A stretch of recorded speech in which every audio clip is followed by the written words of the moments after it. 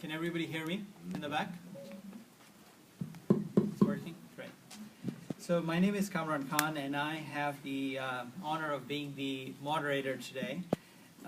So first of all, on behalf of the panel who will come here in a minute and all the audience, I just want to thank Amini and AAI for organizing this very interesting discussion here in New York. We have had a few of these in Washington, D.C., but this, I believe, is the first one in New York, and I'm looking forward to being a part of that.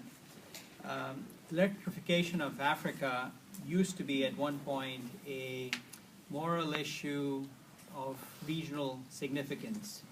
It is now very much a global issue with very, very strong economic implications as the levers of global growth start to shift more and more towards Africa, and the world starts to look for the next driver for global economic growth.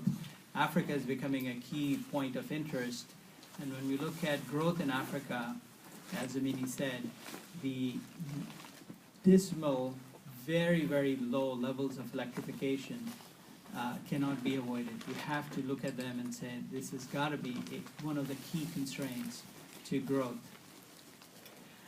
The current situation, and the numbers change, but roughly speaking, the current situation is that Africa requires about $40 billion worth of investment a year to meet the demand for the current demand for electricity. And I say current, meaning this is what we know now.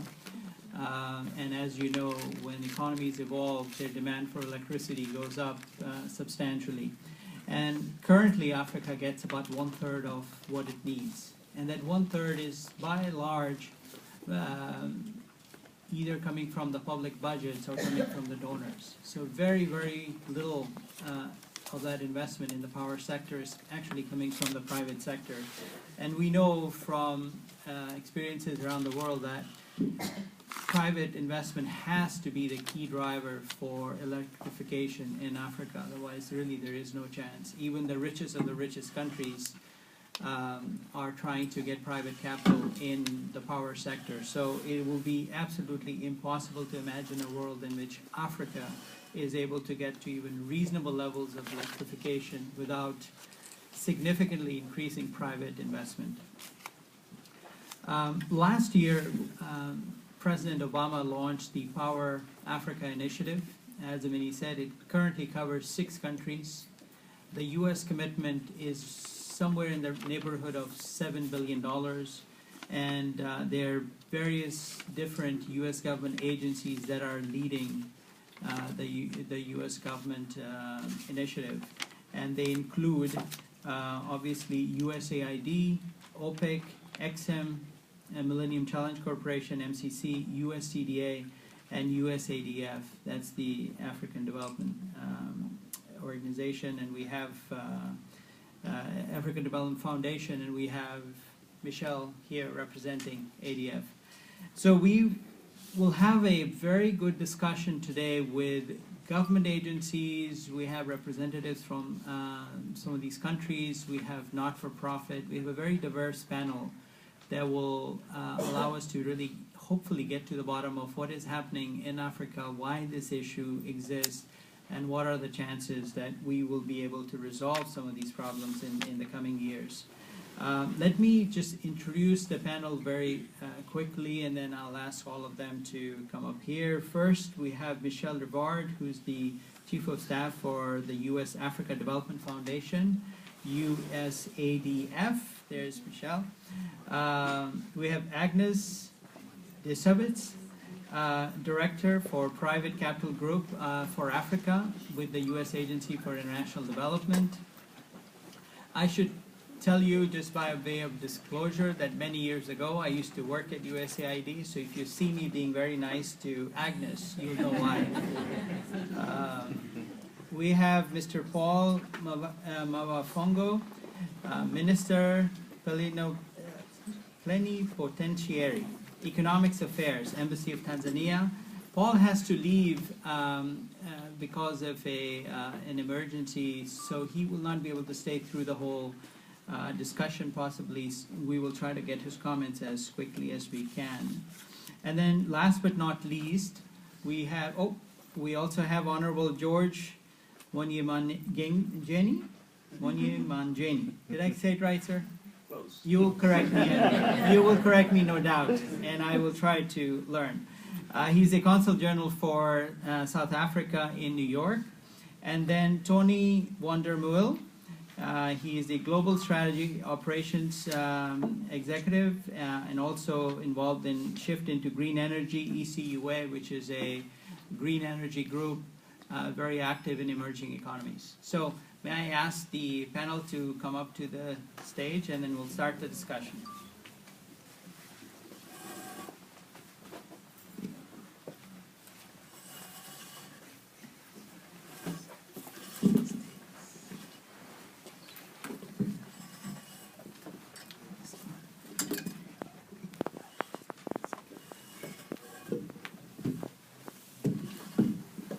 Okay, let me first set the format for the discussion today.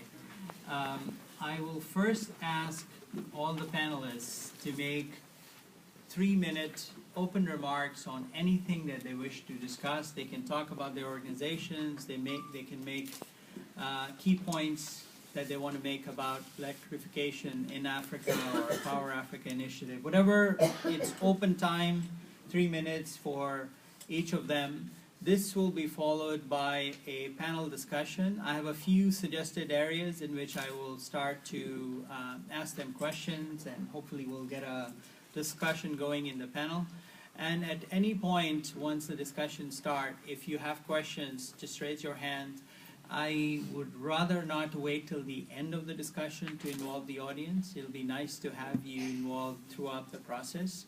So just raise your hand if I'm not coming to you. It's not because I didn't see you. It's probably because I just want a particular thought to conclude through the panel. Okay, so I am going to start first with Paul because I know he has to leave. So 3 minutes, please.